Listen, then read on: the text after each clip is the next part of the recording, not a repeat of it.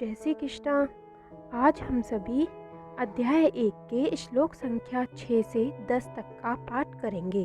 अध्याय 1 श्लोक संख्या 6 इस प्रकार है। युधामन्युश्च विक्रांतः उत्तमौजः च वीर्यवान् सौभद्रः द्रौपदेयः च सर्वे एव महारथाः। पराक्रमी युधामन्यु अत्यंत शक्तिशाली उत्तमौजा सुभद्रा का पुत्र तथा द्रौपदी के पुत्र ये सभी महारथी हैं। श्लोक संख्या 7।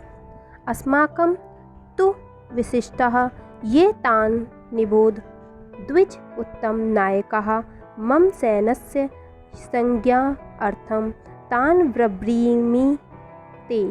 किंतु हे ब्राह्मण श्रेष्ठ, आपकी सूचना के लिए मैं अपनी सेना के उन नायकों के विषय में बताना चाहूँगा जो मेरी सेना को संचालित करने में विशेष रूप से निपुण हैं। श्लोक संख्या 8। भवान् भीष्मश्च कृपश्च समिति संजय अश्वत्थामा विकर्णः च सौमदत्ति तथा एव च।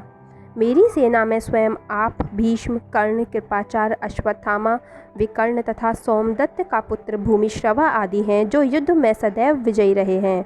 दुर्योधन उन अद्वितीय युद्धवीरों का उल्लेख करता है जो सदैव विजयी होते रहे हैं। विकर्ण दुर्योधन का भाई है, अश्वत्थामा द्रोणाचार्य का पुत्र है और सोमदत्ति या भूरिश्रवा बहलीकों के राजा का पुत्र है।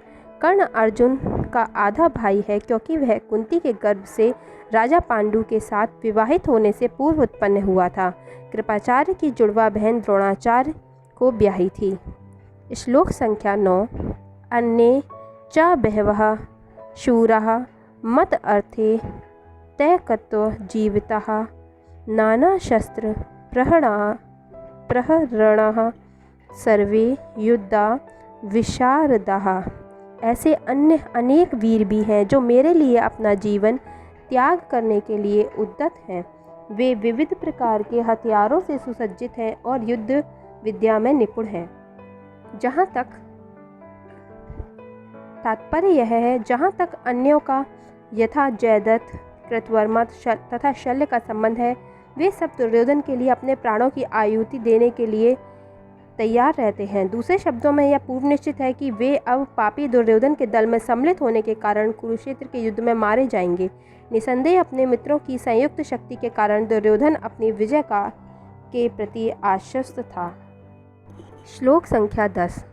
अपर्याप्तम तत् अकस्माकं बलं भीष्म अभिरक्षितं पर्याप्तं तु इदं एतेषां बलं भीम अभिरक्षितम्। हमारी शक्ति अपरिमेय है और हम सब पितामह द्वारा भली भांति संरक्षित हैं, जबकि पांडवों की शक्ति भीम द्वारा भली भांति संरक्षित होकर भी सीमित है। तात्पर्य यह है, यहाँ पर दुर्योधन ने तुलनात्मक शक्ति का अनुमान प्रस्तुत किया है।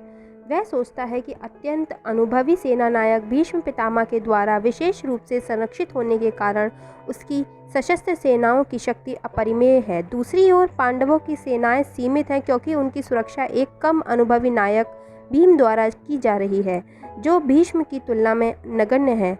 दुर्योधन सदैव भीम से ईर्ष्या करता था क्योंकि वह जानता था कि यदि उसकी मृत्यु कभी हुई तो वह भीम के द्वारा ही होगी, किंतु साथ ही उसे दृढ़ विश्वास था कि भीष्म की उपस्थिति में उसकी विजय निश्चित है, क्योंकि भीष्म कहीं अधिक उत्कृष्ट सेनापति हैं। वह युद्ध में विजयी होगा और उसका दृढ़ निश्चय था। जय श्री कृष्ण।